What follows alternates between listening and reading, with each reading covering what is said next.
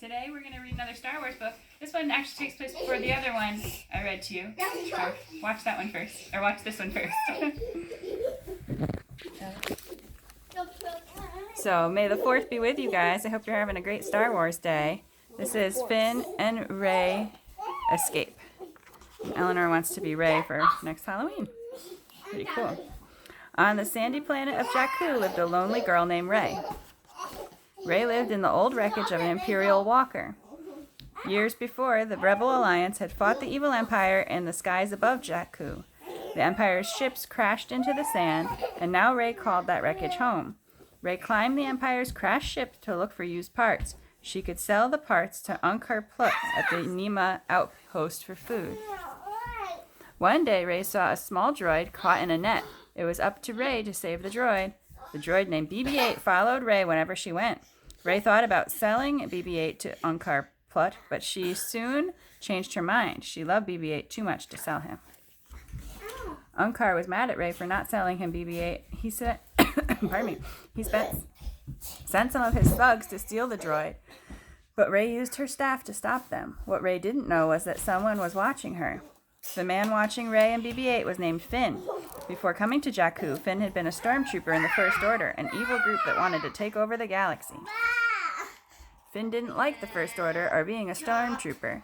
When he saw the First Order mistreating a resistance pilot named Poe, Finn decided to help Poe escape.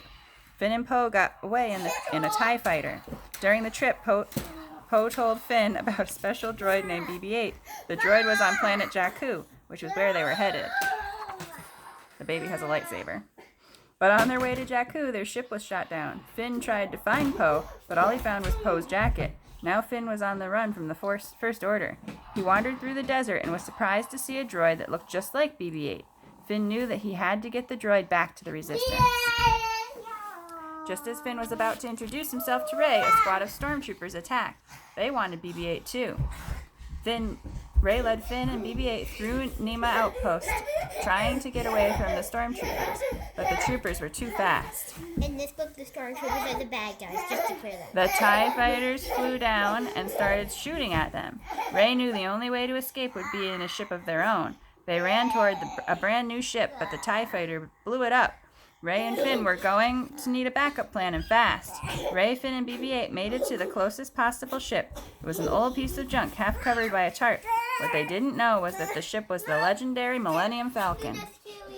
Rey immediately ran into the cockpit and sat at the captain's chair. She turned on the engines, and the old ship lurched forward. The Millennium Falcon rose through a cloud of sand and smoke. It rocketed away from Nima, but the TIE fighters gave chase. The enemy's ships fired on the Falcon. Rey quickly thought of a way to lose them. Rey piloted the Millennium Falcon through the spaceship graveyard. All but one of the TIE fighters crashed. The last one dodged the wreckage and wouldn't stop firing at the Falcon. Finn ran to the gunner's seat. He waited for Rey to turn the ship around so he could get a lock on the approaching TIE fighter. Rey flipped the Falcon just in time so it faced the oncoming ship.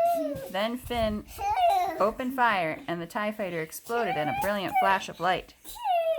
As Rey and Finn escaped from Jakku in the Millennium Falcon, Finn told Rey all about BB-8.